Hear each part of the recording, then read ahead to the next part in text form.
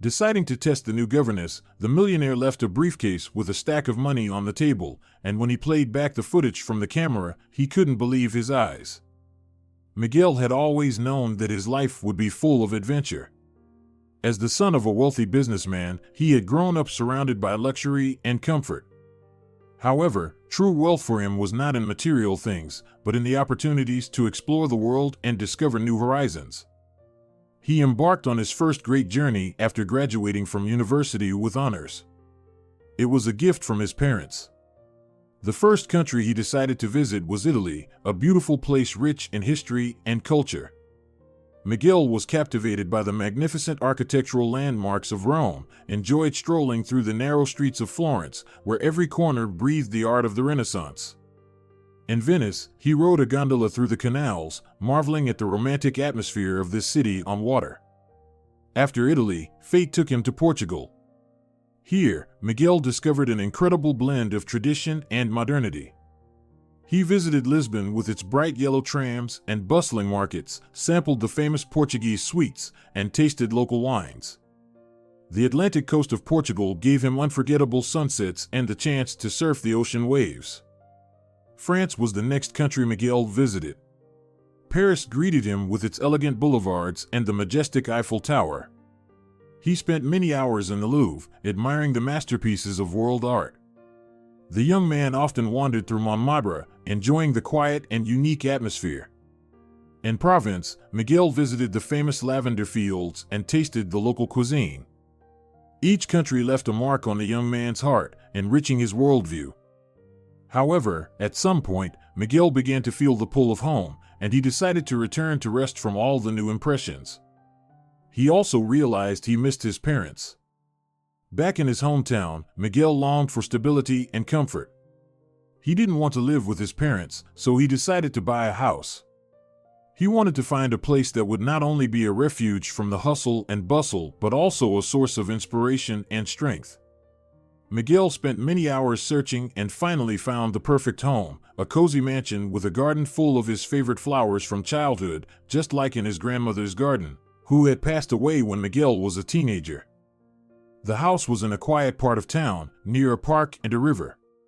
Here, Miguel could enjoy the peace and nature while still being close to the city's activities. He especially liked the bedroom, done in shades of lilac and gold, and the study, a spacious room filled with books. Soft daylight poured in through large windows. The study walls were lined with shelves from floor to ceiling, holding a wide variety of books, from classic literature to scientific works and cookbooks. Every shelf was neatly organized, the volumes were arranged alphabetically or by genre, making it easy to find the right one. On some shelves, there were antique gold-embossed folios and leather bindings, giving the room a cozy and old-world charm. In the center of the room stood a massive wooden desk where Miguel placed his laptop. He also laid out a notebook for notes, several of his favorite business books, and the work of the ancient Greek philosopher Aristotle, Metaphysics, which the young businessman was studying at the time. Near the desk was a comfortable leather chair on wheels, perfect for long hours of work or reading. In the corner of the study was a small fireplace and a couple of chairs for guests. You could spend time here talking with friends or just relaxing, enjoying the crackling of the firewood, Miguel thought. He was thrilled with the room and with his new home in general. For the young man, buying the house symbolized the start of a new chapter in life. Miguel decided to pursue his boldest dreams and ideas that had come to him during his long travels. He was happy to be close to his friends again, who had become his loyal team. After buying everything he needed for the new house, he was eager to dive into his new projects. His ambitions and ideas required a lot of time and attention, and he realized that to maintain order and comfort at home, he would need reliable help. Miguel decided that he would hire dedicated staff to take care of the mansion while he focused on his work. This way, I won't have to worry about the little things, and I can fully dedicate myself to my work, he reasoned. He asked his father's assistant to help him find trustworthy people. I need an experienced gardener, a cook, and a maid to keep the house clean and cozy, he said. They should have good references and experience. Also, I want you to find personable and pleasant people to be around. And one more thing, the young man added, it's important that they share my core values, honesty, responsibility, and respect for personal space. The assistant nodded and assured him that she would do her best to make sure Miguel was satisfied. Finding a gardener and cook was easy. Miguel quickly chose suitable candidates, a humble elderly man who had dedicated his life to growing trees and flowers, and a young man about his age, who had loved cooking since childhood and had just finished culinary school but hadn't found a job yet. However, finding a maid proved more difficult. This woman will have access to my bedroom and study, Miguel thought. I must trust her completely. After more than a dozen interviews, the young businessman was almost desperate to find someone who could win him over. He didn't like anyone, everyone who came seemed suspicious to him. The assistant was practically exhausted from searching for new candidates. Am I really going to have to clean the house myself? Miguel thought miserably as he turned down yet another woman. One morning, when he arrived at the office, the assistant informed him that another candidate for the maid position would arrive in half an hour. Miguel nodded, though without much enthusiasm. He no longer believed he would ever be able to make a choice. He expected to see yet another middle-aged woman, so when a frail young woman around his age entered the office, Miguel almost dropped his jaw in astonishment. Maybe she came to the wrong door, the thought flickered in his mind. The girl immediately caught his attention. She had shoulder-length curly dark blonde hair and piercing blue eyes, like ice, hidden behind the transparent lenses of neat glasses. "Can I help you?" Miguel asked, clearing his throat. "I'm here for an interview with Senor Ferreira," the girl replied confidently. "I'm interested in the maid position at his house." "Senor Ferreira, that's me," Miguel smiled and, pointing to the chair opposite his desk, added, "Please have a seat, Senorita Carvalho." Rita Carvalho, the girl introduced herself, sitting in the chair. The young man noticed that she held herself very upright, almost regally. "What a beautiful name," Miguel muttered, somewhat flustered. "Here is my resume and recommendations from my previous employers," Rita said, handing the young businessman a folder of papers. "I would never have thought a girl like her would work as a house cleaner," Miguel thought to himself as he carefully reviewed the documents. "And, do you enjoy your job?" he asked hesitantly out loud. Rita nodded. "It suits me well," she replied crisply. Her tone made it clear that she knew what she wanted in life. "But you're young and beautiful," Miguel said, blushing slightly. "Why not find a better job? Something more prestigious, perhaps." As he said this, Miguel cleared his throat. He didn't want to offend Rita, but he felt compelled to ask the question that was on his mind. "I understand what you mean," Rita nodded, and her eyes glimmered. "Yes, I have an education, and I could work in my field, but my family circumstances force me to take cleaning jobs in wealthy homes, where the pay is good." "What circumstances, if you don't mind me asking?" Miguel asked quietly, sensing this might be a sensitive topic for Rita. "I don't keep it a secret. My elderly grandfather needs treatment, and I spend a large sum on medicine each month." "Oh, now I understand," Miguel said, feeling embarrassed. "I'm sorry." "It's all right," Rita replied. Miguel placed the documents back in the folder and set it on the edge of the table. To his surprise, he realized that he had already made a decision. "Your candidacy suits me, Senorita Carvalho," he said after a brief pause. Rita nodded again, and a faint smile lit up her face. Like a ray of sunshine through the clouds, Miguel thought, enchanted. "When can you start work?" he asked out loud. "Tomorrow morning," Rita answered without hesitation. Miguel stood up to escort her to the door. "Wonderful," he said before saying goodbye. "My secretary will give you the address of the house. You will have a cozy and spacious room on the first floor at your disposal. The windows overlook the garden." "Thank you, Senor Ferreira," Rita responded and left the office. With Rita's arrival, Miguel's house became a place of cleanliness and order. The young man felt that his new maid had become a true keeper of comfort and coziness in his home. Every evening, when he returned, he was greeted by the pleasant aroma of natural essential oils and floral essences, creating a sense of relaxation and peace. He would immediately go to his study, where a lamp was already lit, and a hot cup of cappuccino awaited him on the desk. Each time he saw this, Miguel found himself looking forward to coming home. However, the thought that something wasn't right never left his mind. Whenever he saw Rita, he couldn't quite believe she was just a maid. He imagined her as a model, an actress, a journalist, but never a cleaner. Of course, he remembered Rita's story about her grandfather, but some inner feeling refused to believe the story she had told during the interview. Miguel's suspicions only grew stronger when one day he noticed that the books in one of the cabinets had been rearranged. It happened by chance. Miguel needed a quote from Aristotle to include in his presentation for a new project, and when he searched for the book, he found it in a different spot than where he had placed it recently. Does Rita like philosophy too? Or was she looking for something else? Miguel wondered. He closed the cabinet door and began pacing the room anxiously. There's definitely something off about this girl, he decided. But what exactly? The mystery of Rita and her icy blue eyes intrigued Miguel like a magnet. I have to figure this out. I have to check if she is who she claims to be, he exclaimed aloud. The next day, Rita had a day off. The young man knew that on those days she went to visit her grandfather and stayed there overnight, according to her. Miguel decided to take advantage of this and hurriedly installed video surveillance in his study. Now, no step of hers will go unnoticed, Miguel thought smugly. If she's doing something behind my back, I'll know about it. Before leaving the room, the young man pulled a bundle of cash from a hidden safe, placed it in a briefcase, and left it on the desk amid some scattered papers. In the morning, he heard the front door open, and Rita entered the house. Miguel went downstairs and greeted her. Rita, could you give the study a good clean today? He asked.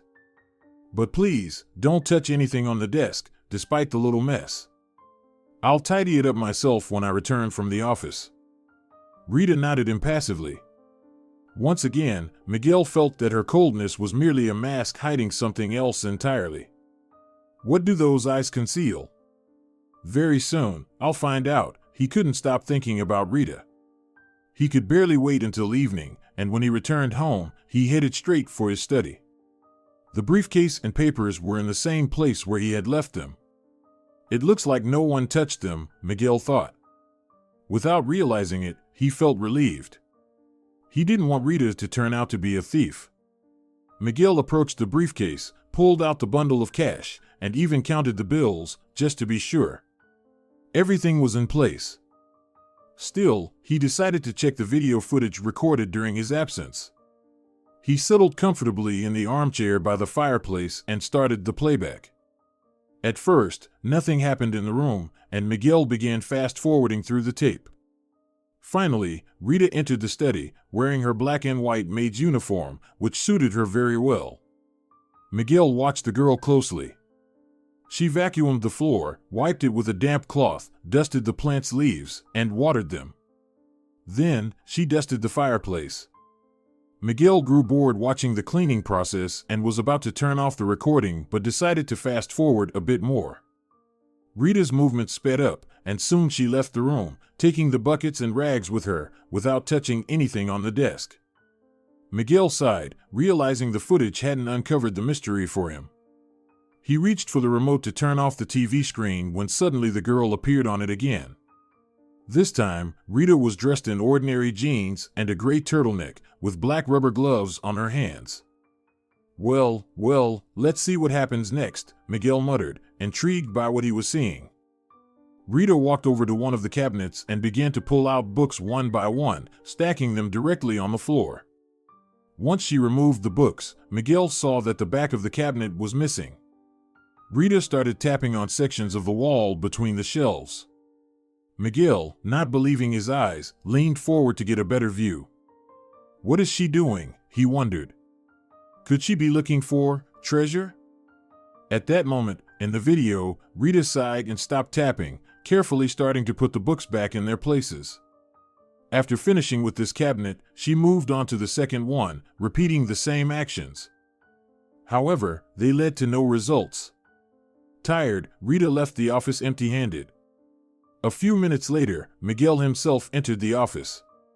He stopped the video. "I need to talk to her and find out what she's looking for," the young man said resolutely, getting to his feet. When he went downstairs, he saw that the maid's room light was on. He knocked on the door carefully and anxiously waited for a response. He heard the creaking of bed springs and light footsteps. Moments later, the door swung open and a surprised Rita appeared on the threshold. She was in pajamas and soft socks. Her hair was braided, and for the first time, the young businessman saw her without glasses. "Is something wrong?" the girl asked directly, scrutinizing her employer. Miguel had never bothered her at such an hour before. "Rita, I'd like to talk to you," the young man calmly replied. Rita raised her eyebrows in surprise, but nodded. "One moment, I'll just put on a robe." She closed the door, and Miguel heard her footsteps retreating. He decided to wait for her in the living room. The young man sat on the couch, leaning his back against the pillow. Finally, Rita appeared. She was wearing a long blue robe over her pajamas. As usual, she held her posture very straight. She sat on the edge of the couch, keeping some distance from the businessman. "Rita, may I ask what you were looking for in my office?" Miguel asked gently, looking intently into her eyes. Hearing the question, the girl barely flinched, but her face remained as inscrutable as ever. "How did you find out?" she asked quietly. "Did I mess up the order of the books when I put them back?" Miguel just shook his head. "How I found out isn't important," he replied in the same soft tone. "I need to understand why you did it." Rita sighed and cast a pleading glance at Miguel. "I'm sorry, Señor Ferreira," she whispered. "I'm not feeling well. May I go to my room to get a glass of water?" Miguel was taken aback but nodded. Rita quickly left. The young man replayed the footage in his mind, going over various possibilities, still not understanding the reason behind his maid's actions. "I have to get to the truth," he thought. The clock on the wall ticked away the minutes. Suddenly, Miguel realized that her absence had lasted far too long. He stood up and headed back to Rita's room. Knocking, he heard a strange noise, and then a fresh breeze came from under the door. "Rita, what are you doing in there? Please open the door," Miguel exclaimed. There was no answer. Miguel waited a few more moments, then turned the handle. The door was locked. Miguel knocked harder. No sound came from behind the door. The young businessman's chef appeared, surprised by the commotion. "Señor Ferreira," he asked. "Is something wrong?" Miguel spread his hands. "I needed to talk to Rita about something important," he admitted. "But she locked herself in her room for reasons unknown to me." The chef's eyebrows shot up in surprise. "Rita? But why? What happened?" "I have no idea," Miguel replied. "Maybe she's feeling unwell," the chef suggested. "If that's the case, we should try to open the door. Do you have spare keys?" Miguel remembered that when he purchased the house, he had been given a set of keys for all the rooms. "Yes, they're in the office," he nodded. "I'll fetch them." With those words, he rushed up the stairs to the second floor. Finding the keys in the desk drawer, Miguel hurried back to Rita's room. The chef was still standing there, looking confused. Miguel began searching for the right key. When he finally found it, he inserted it into the lock and turned it. The door swung wide open from the force of the wind. Miguel and the chef stood in shock, staring at the open window, where the curtains fluttered. The room was empty. "Rita has run away," Miguel exclaimed in disbelief. He rushed to the wardrobe and threw open the doors. The closet was empty too. "She even managed to take her things," the young businessman said in amazement. "Could Rita be a thief?" the chef gasped. Miguel turned to him. "She didn't steal anything," he said confidently. "Then, why did she run away?" the chef asked, eyeing Miguel suspiciously.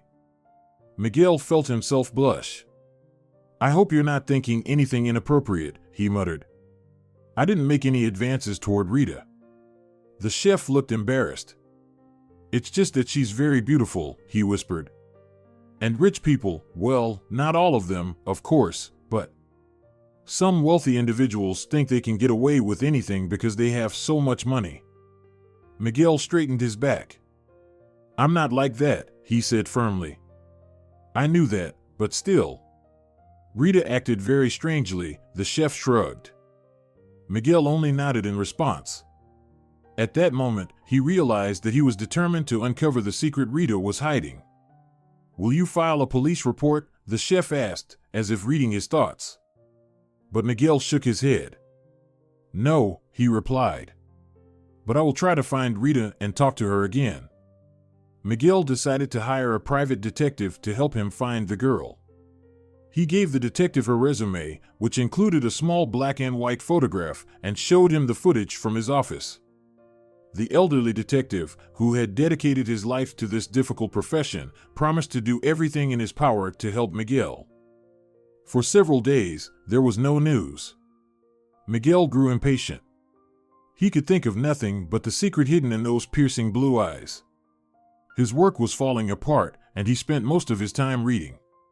It was the only activity he could focus on, even a little. Finally, on Friday morning, the phone rang. I've found Rita, Miguel heard the detective's raspy voice. Where is she? Give me the address, and I'll go there. Miguel instantly responded. The detective was silent for a moment, then cleared his throat and said, I don't think that's a good idea. Miguel was taken aback. But why? He asked. I'm waiting for you in my office. Come, and I'll share the details with you. Of course, Miguel quickly answered, closing his book. Grabbing his jacket, he stood up and left his office. 15 minutes later, the young man entered the detective's office. As the elderly man shook his hand, Miguel sensed anxiety and tension. He knew he was about to hear something important. Miguel, as I said, I have news for you, the detective began, laying out files in front of him. I found out something about Rita. What did you learn? Miguel asked warily. The detective sighed and continued. As far as I can tell, Rita is somehow involved with a group of criminals who deal in antiques and art. Some things they steal, and others they find and buy for next to nothing. Miguel was shocked by what he had just heard. He couldn't believe that the girl he had trusted and who had made his home so comfortable could somehow be involved in criminal affairs.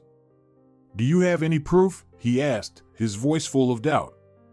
The detective nodded. My team and I have been following Rita for the past few weeks. Here is evidence of her meetings with gang members. With that, he showed Miguel photos and played several recordings of phone conversations. Thank you for your work, Miguel said to the detective and left the office, utterly confused.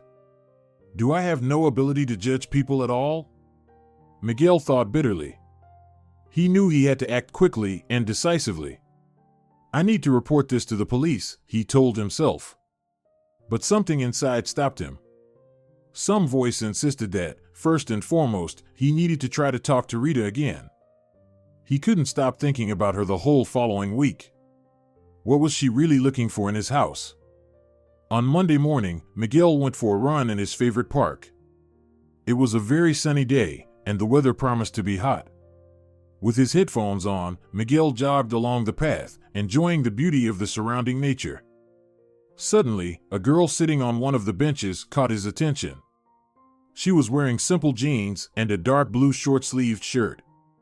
She sat very straight, and it reminded Miguel of Rita. He slowed his pace, trying to figure out if it was really her.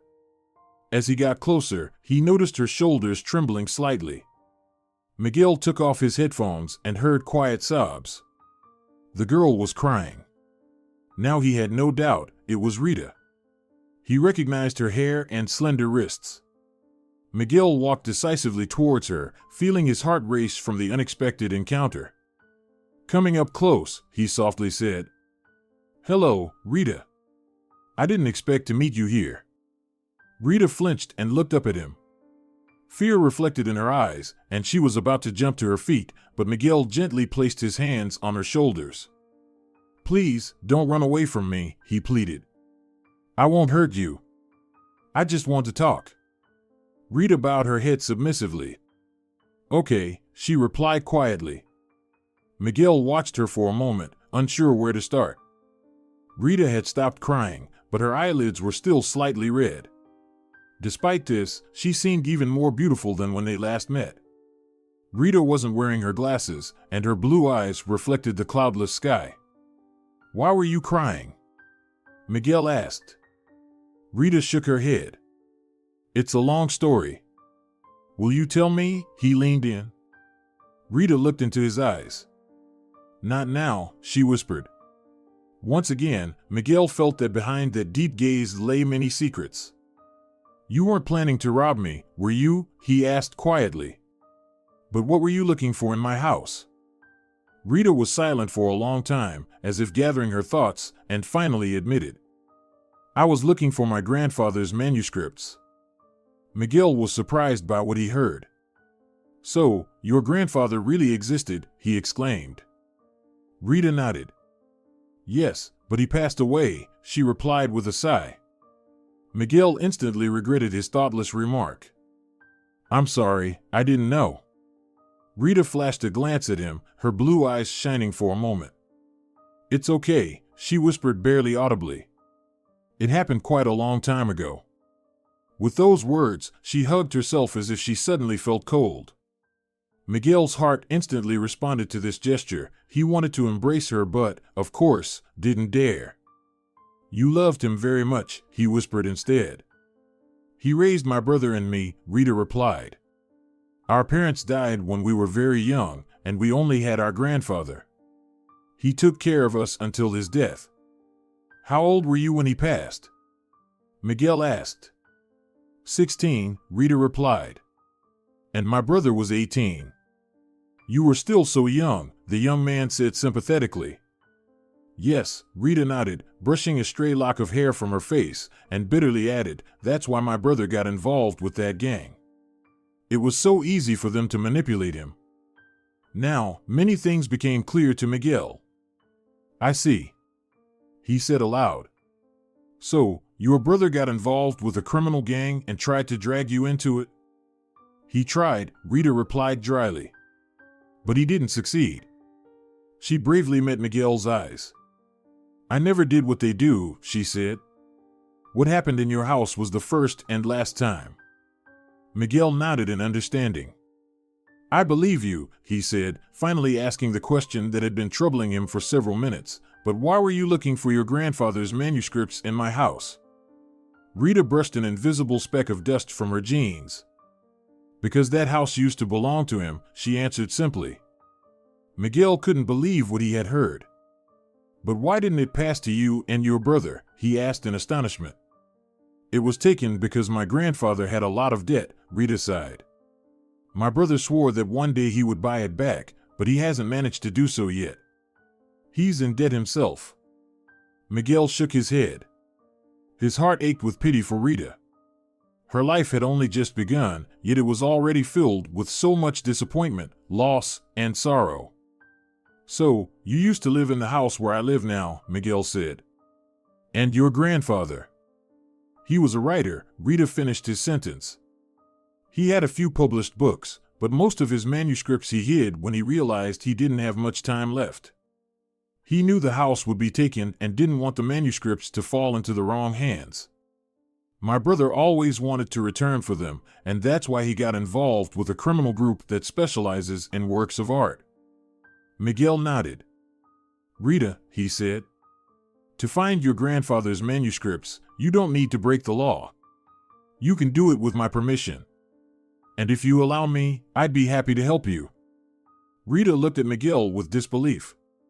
But why would you do that? She asked, surprised. You're a wealthy businessman. What do you care about simple people like me and my brother? Miguel laughed good-naturedly. So, that's what you think of businessmen, he said. He looked at her, seeing that she still watched him warily. "Oh no, don't think I'm going to ask you for something in return," Miguel quickly explained. "I really just want to help you." Rita nodded. "Okay," was all she said. But now, knowing her story, Miguel didn't blame her for her reserve and slight coldness. He suspected he would behave the same way in her place. From the far end of the alley, male voices reached them. Upon hearing them, Rita jumped up from the bench in alarm. "I have to go," she said quickly. Miguel stood up after her. "But where to?" he asked. "I don't know," Rita admitted. "I'm afraid." "Afraid of what?" Miguel was surprised. "That those men are looking for me," she confessed. Miguel turned in the direction of the voices. The men were not yet visible, but he could hear that they would be there any moment. "Then we'd better hurry," Miguel said. He quickly took Rita by the hand and led her in the opposite direction from the voices. "I know a shortcut that leads to an exit from the park that few people know about," he said as they ran. "From there, it's a short walk to the house." Rita nodded in agreement. They ran out of the park, crossed the street, and disappeared into the alleys. 5 minutes later, they entered the hall of Miguel's house. "You're safe now," he said. "We can quench our thirst, have a bite to eat, and then get to searching." "Good idea," Rita smiled, and it was as if her face was illuminated by sunlight. It was the first smile she had given Miguel that morning. "I wish I could make her this happy more often," Miguel suddenly thought. At that moment, a young cook appeared from the kitchen. He looked at Rita and his master in astonishment. "Señor Ferreira?" he asked in surprise. Rita glanced down at the floor, embarrassed. "Yes, I've returned from a run with a guest," Miguel replied, emphasizing the last word. "We'd like something to drink and eat. Do we have anything for that?" Of course, the young man nodded and disappeared into the kitchen. Miguel led Rita into the living room and seated her on the sofa, then followed the cook. He grabbed a tray and loaded it with everything necessary while the young man made homemade lemonade. "Ready," the cook said a few minutes later. "Thank you," Miguel smiled and carried the refreshments into the living room. There, he saw that Rita had fallen asleep, her cheek pressed against the couch cushion. She must not have slept much, Miguel thought tenderly. Trying not to make any noise, he placed the tray on a small glass table and sat down in a chair, admiring her. He didn't want to wake her, but a few moments later, Rita opened her eyes on her own. "It seems I dozed off," she admitted. Miguel just smiled in response. "Last night, I ran away from my brother and his accomplices," she confessed. Miguel nodded, pouring lemonade into glasses. "I figured as much. You were crying, and you look very tired." "Oh, really?" Rita blushed, searching for a mirror with her eyes. "But you're still beautiful," Miguel quickly added. His cheeks reddened at the words. Rita blushed as well. "Help yourself," Miguel said hastily, and they ate in silence. When they finished, Miguel took the tray back to the kitchen. Upon returning to the living room, he asked, "Are you ready to start searching, or would you prefer to rest in your room?" "It's available." Rita resolutely stood up from the sofa. "I feel fine. I think we can go to the library and start looking for my grandfather's manuscripts." "All right," Miguel nodded, and they left the living room. Going upstairs, they entered the study. "I only managed to check 3 cabinets," Rita admitted, gesturing toward them. "Then I suggest we pull the books out of the 4th, Miguel said. They got to work. 15 minutes later, all the books were on the floor, and Rita began methodically tapping the wall, looking for a niche. But there was none behind this cabinet. They moved on to the next one and started again. The process repeated. They couldn't find any hidden compartment. Rita and Miguel checked all the cabinets except for the last one. "We must get lucky," Miguel said hopefully. Just then, they heard a distant doorbell ring.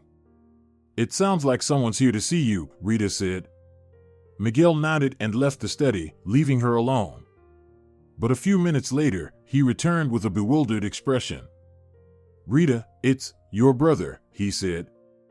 Rita raised her eyebrows in astonishment. What does he want? She exclaimed in fear. Maybe you should ask him yourself, Miguel replied. He's waiting downstairs. If you'd like, I can stay with you. Rita, pale, nodded. They both went downstairs.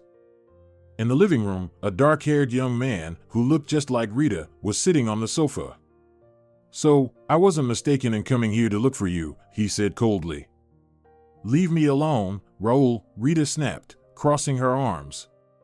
I don't want to become a criminal like you.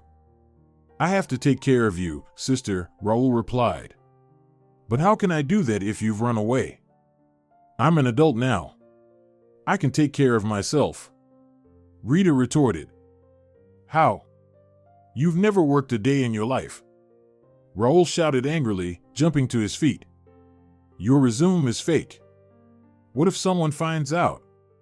You'll end up in jail. Rita was about to respond, but Miguel stopped her with a gesture. I'll take care of Rita, he said calmly. Raul looked at him in astonishment. And who are you to do that? You're neither her husband nor her brother. Besides, you stole our house. I bought it, Miguel replied, still calm, without knowing it once belonged to your family. Raul had no response. I'll help Rita find a job, Miguel said, and I won't ask for anything in return. I give you my word. Rita's brother hesitated. Leave, Raul, please, Rita asked quietly. Nodding, the young man left the room. A moment later, the front door slammed. Rita sat on the sofa, wrapping her arms around her head. I was so scared, she confessed. Miguel wanted to comfort her with a hug but held back. I shouldn't do that, he told himself. A moment later, Rita composed herself. Let's get back to the library, she said firmly. We're so close. They went upstairs and froze at the door. The books from the last cabinet were scattered on the floor. Above one of the empty shelves, there was a gaping hole in the wall. Rita and Miguel rushed over. It turned out there was a disguised safe built into the wall. Someone had opened it and taken everything that had been inside. Rita and Miguel couldn't believe their eyes. Someone stole my grandfather's manuscripts while we were talking to Raul. Rita cried in despair. At that moment, the sound of an engine could be heard from the street. Miguel rushed to the window just in time to see a small white van disappear around the corner. The young man clenched his fists. They won't get far. With these words, he ran out of the room and headed for the garage. Jumping into his beloved car, he sped out onto the street and gave chase. His car was light and fast, and Miguel easily caught up with the van as it drove along the main road. The young man realized that the driver had noticed him because the van started to pick up speed. There weren't many cars on the road at this hour, but even so, that kind of speed was dangerous. At one point, the van narrowly avoided a collision with a truck and swerved onto the shoulder. Miguel quickly stopped his car nearby and got out, ready to confront the thief face to face. Imagine his surprise when he saw that the driver was none other than his young cook. Miguel was stunned for a moment, but quickly regained his composure. Where are Rita's grandfather's manuscripts? He growled. They're here, the young man obediently replied, pointing to the seat next to him, where a dusty old box lay. Give them to me, and you can go wherever you like, Miguel said. You're fired. The young man handed the box over without a word, and Miguel, after confirming that it indeed contained the old yellowed papers, returned to his car. Placing the box on the seat next to him, he drove home. Rita was waiting for him in the living room. I was so worried, she exclaimed when she saw Miguel. I'm fine, he replied with a smile. No shootouts this time. The cook turned out to be a traitor. Rita let out a relieved sigh. Raul must have sent him too, she exclaimed angrily. Otherwise, how would he have known the safe's combination? Here are your grandfather's manuscripts, Miguel said, setting the box on the glass table. Rita carefully opened it and gently ran her fingers over the stack of yellowed sheets of paper. I can't believe it, she whispered, almost in tears. I recognize his handwriting. She tenderly picked up one of the manuscripts and began reading it aloud. It turned out to be her grandfather's personal reflections, as well as stories of his travels and insights. Miguel was amazed by what he heard. Listen, Rita, you need to publish this, he exclaimed. Rita looked up at him with hopeful eyes. Do you think it's possible? She asked. I'll help you, Miguel promised. I have contacts in publishing. Plus, you mentioned your grandfather had already published books. Yes, but they weren't popular, Rita admitted. Maybe things will change now. All you need is the right promotion. Thank you for your help, Miguel. Rita said emotionally. I wouldn't have been able to do it without you. Miguel was pleased by her words. They spent the rest of the evening reading her grandfather's manuscripts, and later, when they both got hungry, Miguel suggested they go out for dinner. After all, I don't have a cook anymore, he smiled. Rita happily agreed.